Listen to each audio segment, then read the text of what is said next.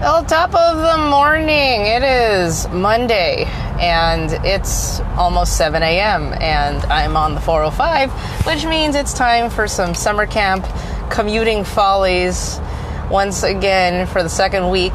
This is week 2 of 10, and yeah, this is a routine, and I figure it's like having your, Monday morning show, so just jumped onto the 405 here and about to make that really huge commute all the way up to our friends in Studio City.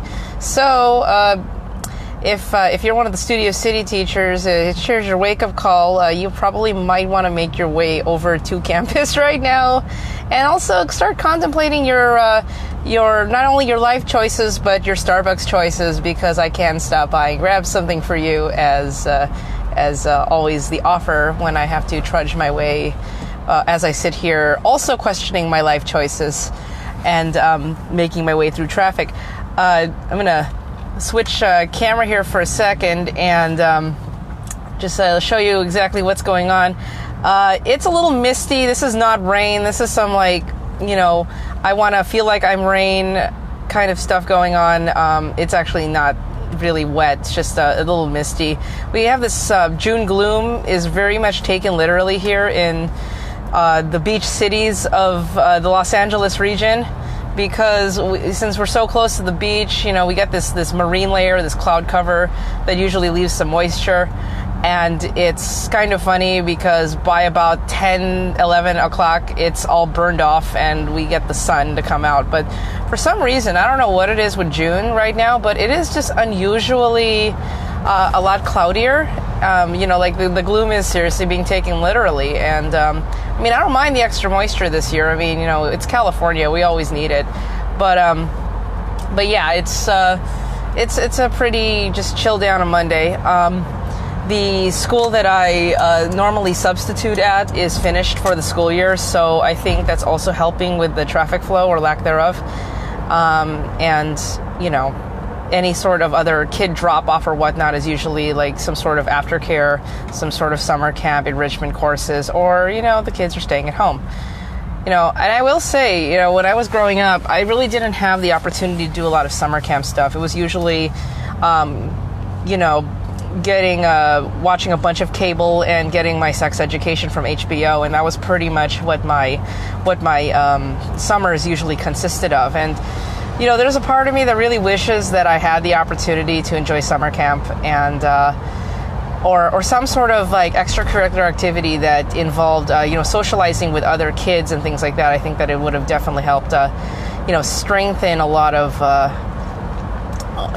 those social skills and the ability to communicate with other people. And I often stress that summer camp or summertime is a great break for kids, and we are running on a very old-fashioned traditional school schedule that revolves around the whole idea of farming and harvesting and all that stuff. And even though the tradition stays, there's always a way to make the extra time relaxing yet, enriching for, students. And I think that's one of the reasons why, summer camp is one of my favorite things to do during the summer when I'm still able to do it. And I've just been fortunate for the last 6 years to have been able to continue on this in some capacity. It hasn't always been full-time, but at least, helping out and doing this is always fun to do. So yeah, that's pretty much where I am,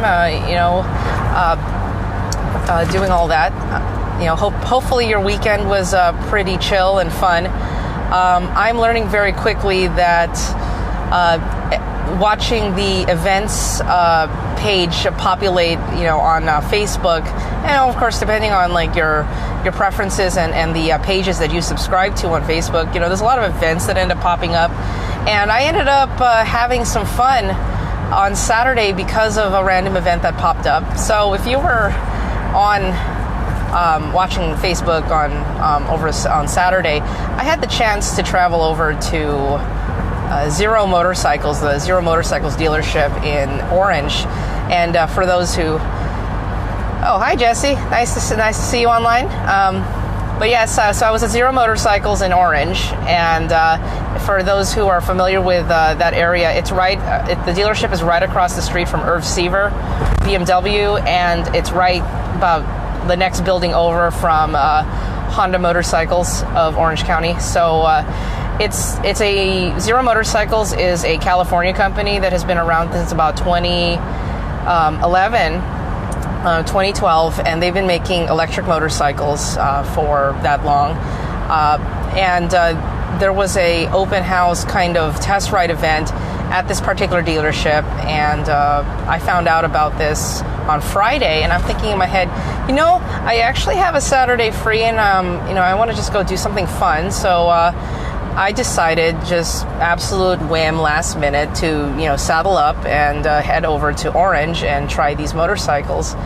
And I have a little bit of a history with Zero motorcycles, and it was what happened was back in 2014, when I was still living in Ohio, and I was on a somewhat of a vacation in LA.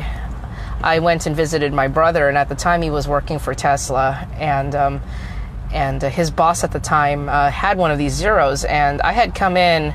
I had borrowed another motorcycle from a friend of mine. It was his Triumph Daytona 675. So I came in on this bike, and I had my full gear on. It was fun, and so his boss comes around. He realizes that I'm a rider, and he goes, "Hey, I have one of those Zero motorcycles. Have you ever ridden one?" And I'm like, "No, I've never ridden a Zero." I knew what they were, because there's another, I don't know, I think they might have gone under, but at the time there was also another electric motorcycle called Bramo, and I'm not sure if I haven't heard much about them, so they could be out of business, but Zero's still alive. And so he goes, and he has this 2012 Zero S, he asked me, "Hey, would you like to take it for a spin around the block?" And I go, "Okay, cool." And mind you, too, is that I'm in Westwood, Santa Monica, and it's closer to about 3-4 o'clock. So, people are starting to get out of work, traffic's starting to get a little weird. And I'm thinking in my head, okay, sure, let me give this a shot. So I jump on this bike, he shows me the basic controls. First thing I notice is that there's no clutch, because it's basically a potentiometer on two wheels. And, back then the controls were a lot more primitive. It had your standard motorcycle brakes on the right side with the right front brake and the foot pedal. And, the throttle, and you basically turned it on, and then you twisted the throttle, and it went. And it was automatic. It didn't stall because it was, clutchless. And there were only two modes of power for the thing. It was in eco mode, for power saving, and then it had a sport mode. So I played around with both modes, and the funniest part was I didn't realize how much oomph this thing actually had. And so I gently twist the throttle, and I think it might have been in sport mode at the time, and I was pretty much halfway across an alley before I even realized that the bike was moving. And the thing is with Zeros is, with the exception of a very slight hum from the motor, the thing is pretty much silent. I mean, it's almost like riding a bicycle at this point, and all you hear is the traffic around you and basically life around you. You barely hear anything. There's an engine. If you focus enough, you'll get into the hum of things. And so I took this thing around for about a 5-mile run, just through traffic and such, and it was fun, I'll tell you. It was a normal motorcycle. It's just that it was a lot more responsive. When you're riding in hey, you won't believe this, but I'm in my car right now, and my boss is right next to me on the 405. Hi, Cheryl. And I'm just, this is hilarious. That's my boss is next to me on the 405. We're just kind of doing our thing, and just kind of like that just happened. This is when you're just Anyway, so story continues here, and no, actually, my boss helps me with these deliveries and stuff. What happens is, to explain the whole why is my boss next to me on the 405. So we have, before I go back to the Zero story, we have 9 summer camps, and we have some 9 summer camp locations, and I am the one driver who goes to half the camps in the north side of our coverage, and she goes to the other ones. So I think right now she's headed to our Brentwood location, while I'm going all the way up to Studio City. So that's actually the reason why that was intentional. It just happens to be that we were just cruising at the same time. Anyway, back to the Zero story. So yes, so I go on this 5-mile run, and I'm in Westwood and popping around that area, like Cheviot Hills, something, that region. And, it's a lot of fun. And I have gotten a few questions about these electric motorcycles because, there's this whole thing about the loud pipes save lives and things like that, where I can, it is a debatable saying. I wouldn't say that it's a complete myth in regards to the whole loud pipe saves lives thing, but I will say that it isn't as large of a factor in regards to motorcycle safety as people like to hype it to be. Because I will say this, and I say this as a driver in a vehicle like a car right now, is that I will actually see you much sooner than I will hear you. And so the argument that's usually put is that electric motorcycles would pose a safety concern, an additional safety concern for a motorcyclist, isn't true. Because let's put this in perspective. Most people who are, I know that's a Harley, I understand, that just passed me, but let's put this in perspective. When you're driving on the 405, or you're driving in traffic or anything like that, usually you have you usually have your windows up because it's smog and it's gross and everything like that. You probably have your AC on or some sort of air going, right? And you're probably listening to the radio. You're probably on NPR, or you're listening to death metal, or depending on whatever mood you're in. And you might have it a little loud. Sometimes I'm lane splitting past cars that are like running this stuff really loud. And, when you have your music on, the last thing you're really thinking about listening to, because you're trying to block out the noise from the outside, is the sound of a motorcycle coming at you. And that's the thing, is when you're taking a motorcycle safety course, there is never any time where they talk about the volume of an exhaust as a way for a car to see you. There is never any time during safety course that they ever talk about the actual noise coming out of your bike as a way for drivers to notice you. The things that in a motorcycle safety course they tell you will help drivers notice you is bright safety equipment. So, like, for example, if you choose to wear a reflective vest, having your lights on, or putting the high beams on while you're during daylight traffic, which for a motorcycle is completely legal to do, and being visible through your lane positioning, and being visible to other drivers by lining up with their mirror, and things like that. So a lot of the things when you're taking a motorcycle safety course, they never talk about the volume of a bike. They talk about your ability to be seen while you're being a bike that is hard to see in the first place.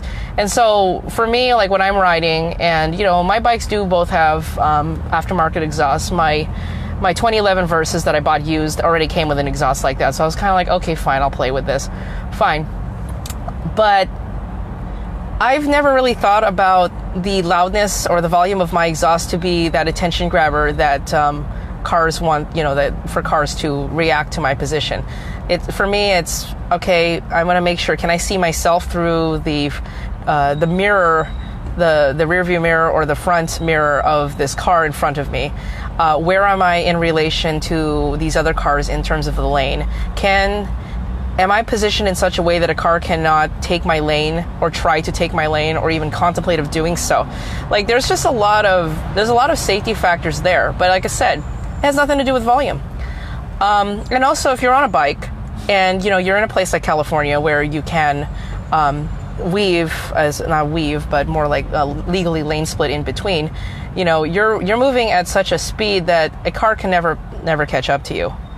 It's a matter of, can I move fast enough to get out of the way, just to reduce my chances of someone turning into my lane or turning into me. I mean, there's a lot of cues.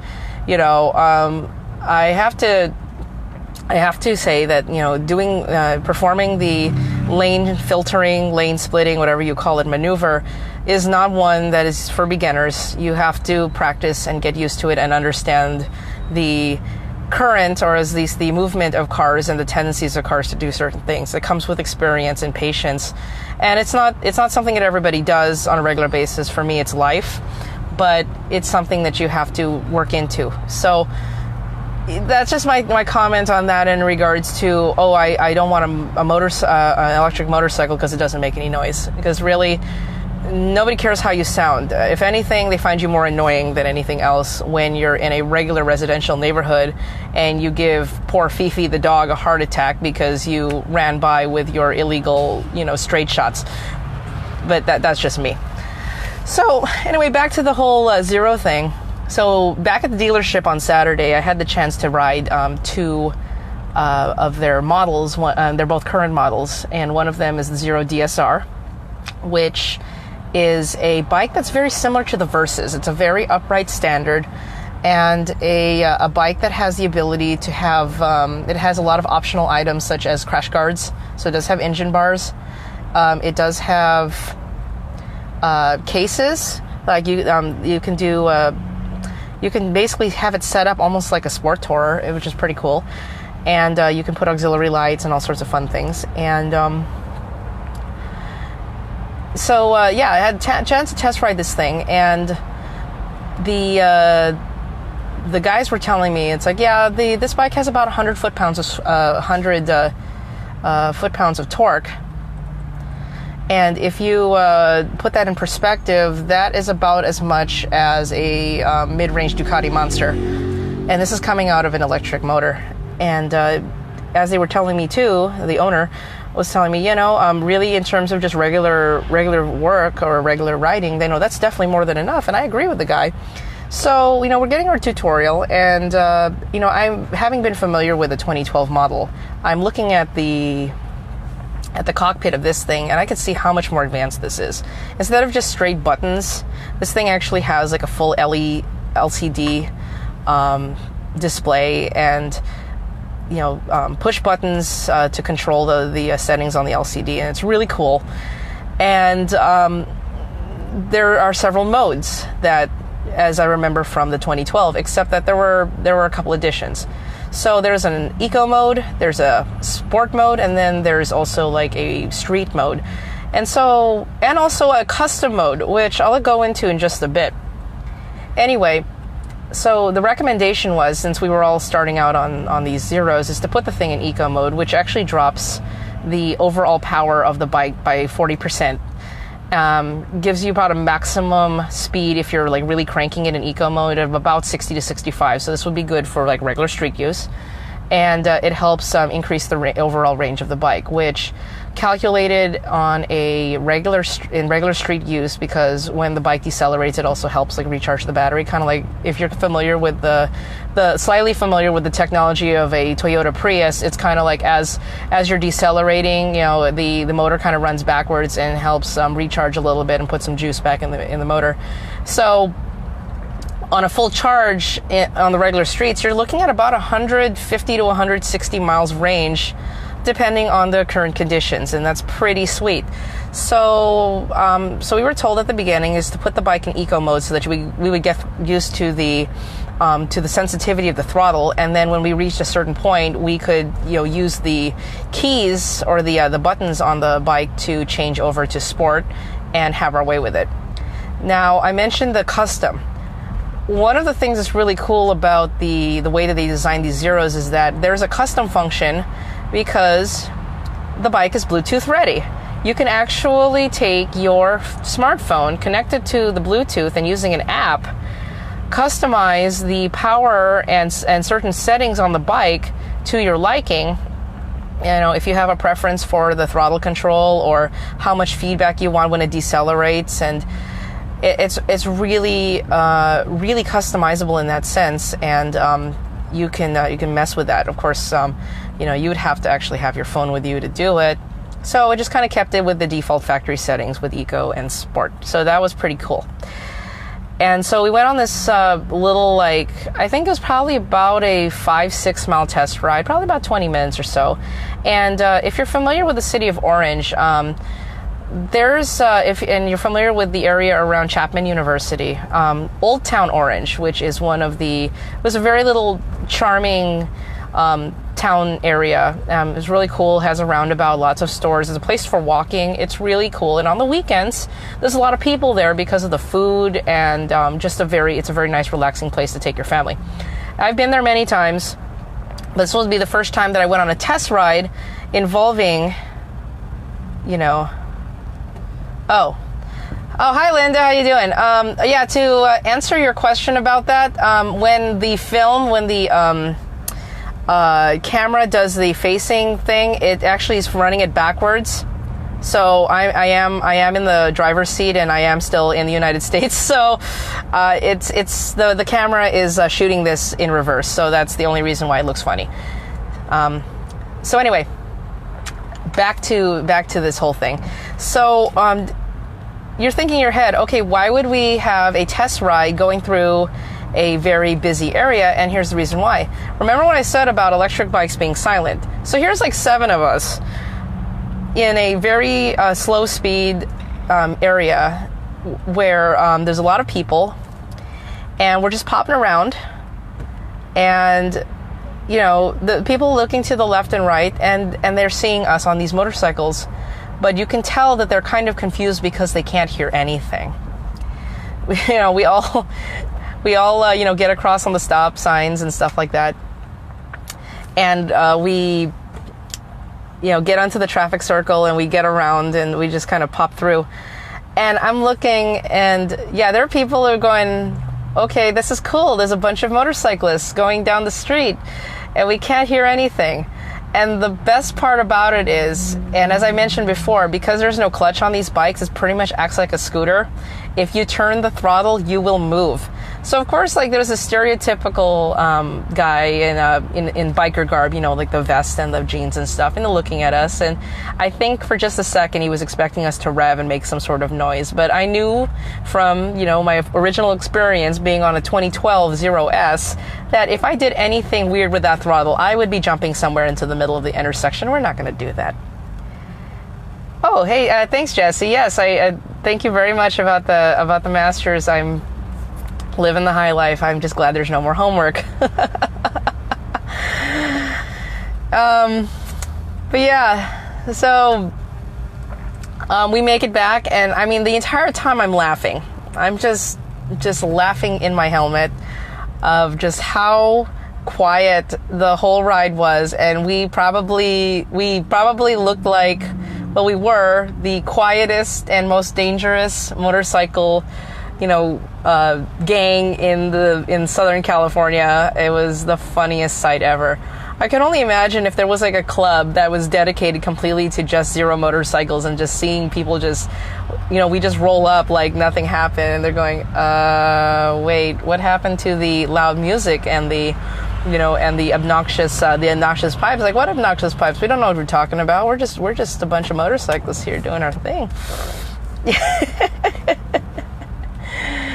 So yeah, that was great. And so I ended up like loitering around. They had some free snacks and stuff. I'm popping around the showroom and seeing like some of the other offerings that they have.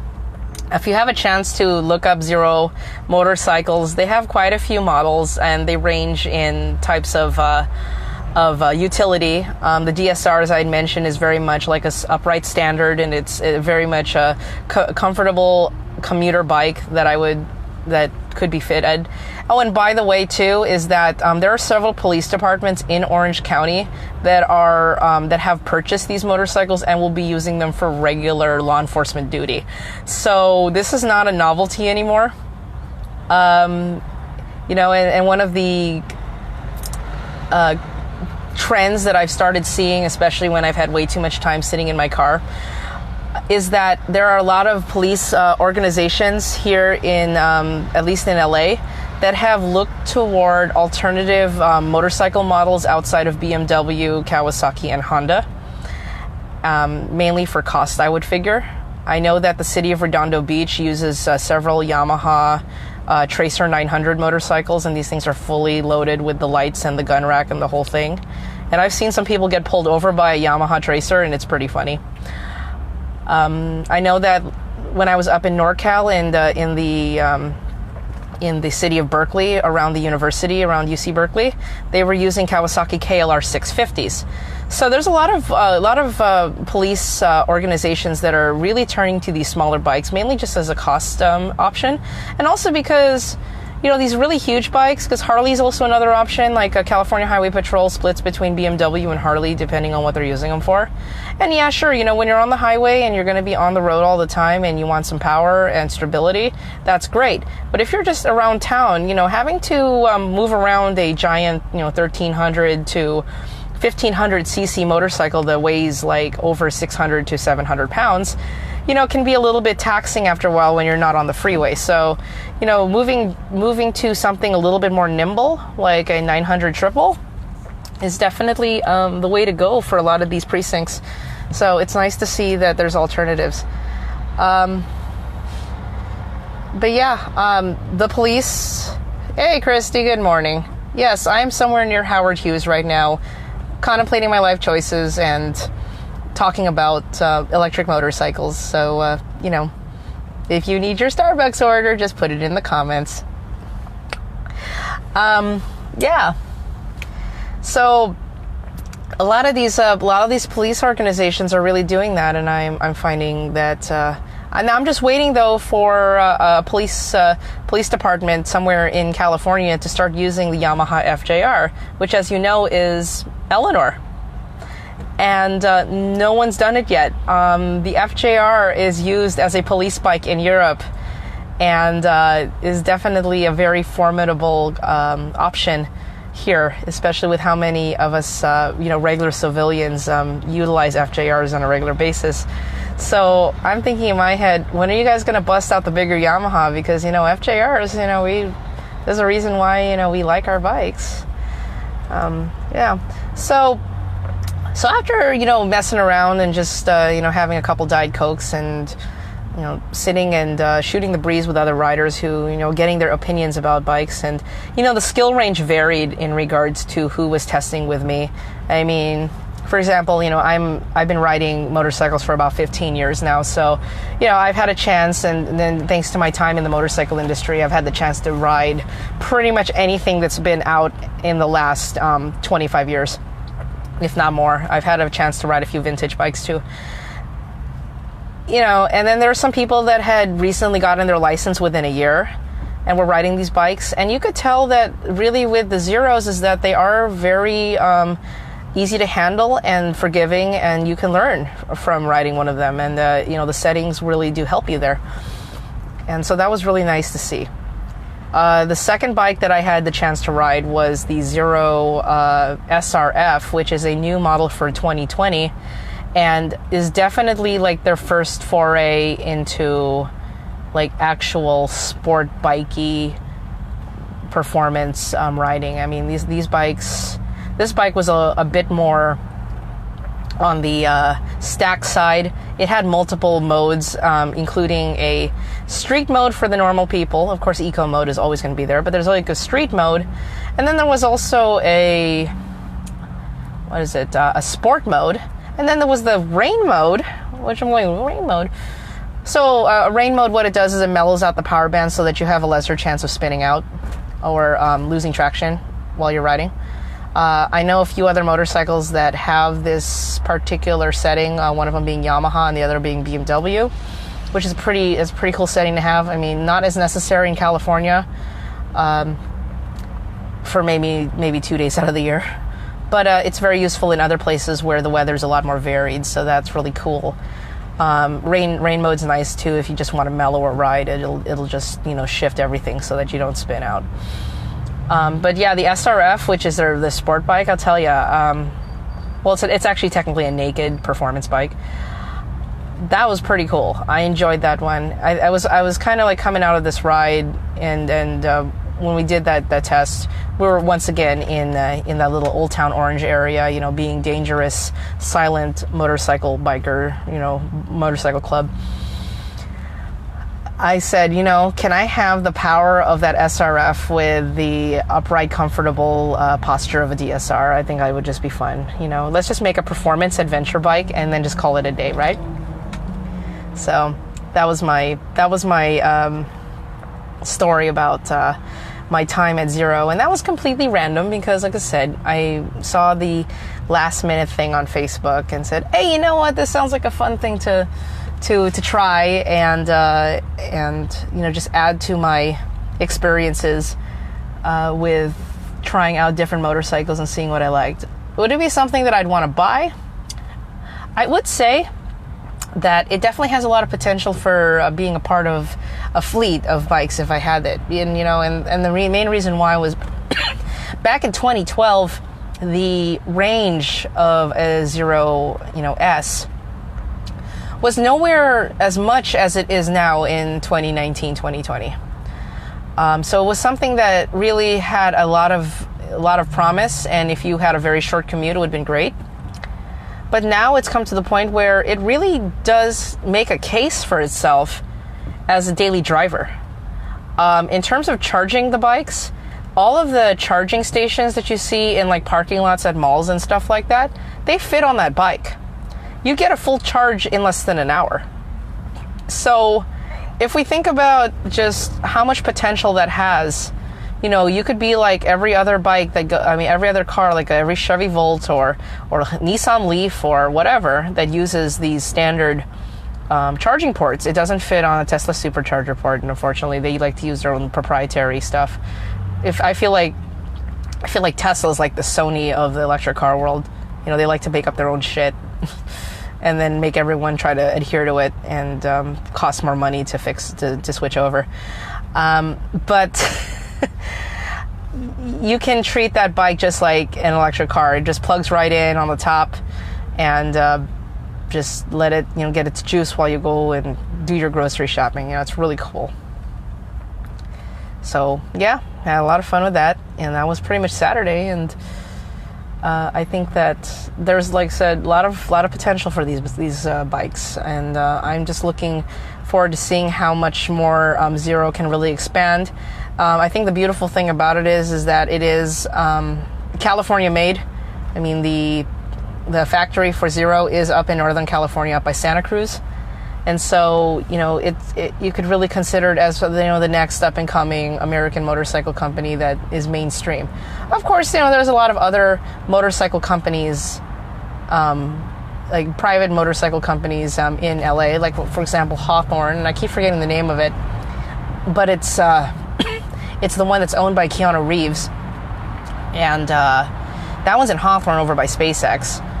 But they do a lot of custom motorcycles, and they're not mainstream. You're paying buku dollars for these things. But Zero is still within an affordable range, and it's mass produced. So yeah, it'll be fun to see where this goes and how that ends up just changing the landscape about motorcycling. I know that and I often think about it because Harley Davidson for the longest time had been touting this Livewire project that they've been since 2013, 2013, and it got dropped, and then it got picked up again. Now, mind you, my information may possibly be inaccurate on this, but the idea of an electric bike was something that they had played around with, and then they kind of let it go to the wayside and then brought it back up again. And it was first teased in one of the Captain America movies. I believe it was Winter Soldier, that they teased the Livewire bike, and then we don't hear about it again. And then now it's coming out, and it's kind of I still feel like they kind of dropped the ball in regards to trying to take a market out of or to walk into the electric motorcycle market. And I can see where that's a problem, because it's the Harley Davidson crowd is a very diverse crowd, but it's one that a lot of the users really adhere to tradition. And I think that the radical thought of a Harley Davidson not making any noise whatsoever and being actually fuel efficient is kind of a very odd thought. So I think that's probably the reason why it didn't fly as high as execs were hoping that it would. Well, we'll see what they come up with. It'll be nice to see a contrast, and we'll just kind of go from there. I mean, I would be totally open to trying a live wire when it comes out or is made available to the public, and seeing what the comparisons are between that and the Zero. We'll see where the technology is there. It's just a matter of how are you going to throw it in between two wheels. So, yeah, you have that. So, yeah, with all this chatting and stuff, I have barely crawled into Culver City. And that's one of the reasons why I can pretty much sit here and ramble for who knows how long. And I will say that, yeah, when you're thinking about a motorcycle, definitely I'm here to answer any questions you may have about that. I'm running a 2-bike system right now with 0 cars in my life, except the one that I drive for my professional work, which I don't even own, but hey. And here's some more 405 action here, but yeah, I'm just kind of crawling along. This is pretty much your top speed here at 7:33 in the morning in wonderful, not so sunny at the moment, California. Yeah, it's lovely. Anyway, that being said, can't really think of any much else to say. Spent yesterday just kind of hanging out with one of my other buddies who rides a Vespa 250, and just around Little Tokyo, and then went back down to my old alma mater, USC, making fun of the bananas by the each signs at Target, and enjoying the free motorcycle parking that they have in the little structure right underneath University Village. And yeah, it was just a good day with Japanese karaage fried chicken and all sorts of goodies and milk tea and food porn and shopping sprees at Daiso and all that. So yeah, if you have any questions, comments, or anything that you'd like me to address in the next show, as I like to say, feel free to throw it in the comments there, and just kind of talking your ear off about life, liberty, and the pursuit of wages, right? Yeah. So while I sit here, be good to everybody, be good to yourself. If you have to perform an exorcism on a fridge, just make sure you bring soap and water and a vacuum cleaner. I think I need to ask for a wet dry vac when the next time I have to do something like that. That was a really messy process to do. So, and also a point of advice is don't wait 10 years before you clean your fridge. That was pretty disgusting. It's not my fridge. I just had to do it for my own conscience and personal sense of safety. All right, well, be good out there. Be nice to animals. Be nice to people who act like animals. And stay safe out there, peeps. Laters.